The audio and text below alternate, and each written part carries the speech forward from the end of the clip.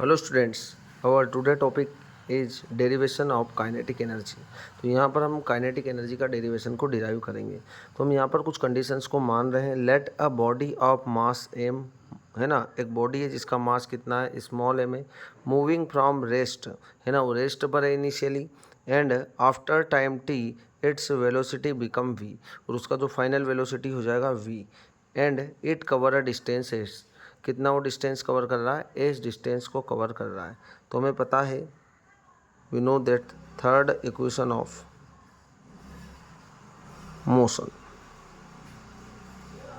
ठीक है, third equation of motion आपको पता होगा। तो क्या होता है, V square is equal to U square plus 2a_s।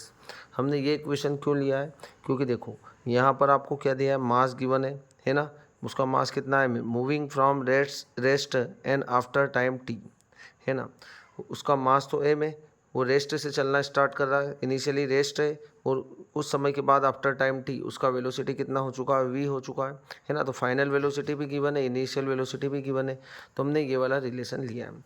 अब इनिशियल वेलोसिटी कितना है, 0, क्योंकि वो रेस्ट है ना। तो final velocity V square is equal to U square जो रहेगी, इनिशियल वेलोसिटी कितना हो जाएगी 0 प्लस 2a_s, यहाँ पर आ जाएगा V square is equal to क्या होगा 2a_s, ठीक है। एस इज इक्वल टू क्या होगा, वी स्क्वायर डिवाइडेड बाई 2, इसको दे देंगे हम इक्वेशन नंबर फर्स्ट, ठीक है। But we know that W is equal to F into S, ये आपको पता है कि वर्क इज इक्वल टू होता है फोर्स इंटू डिस्प्लेसमेंट।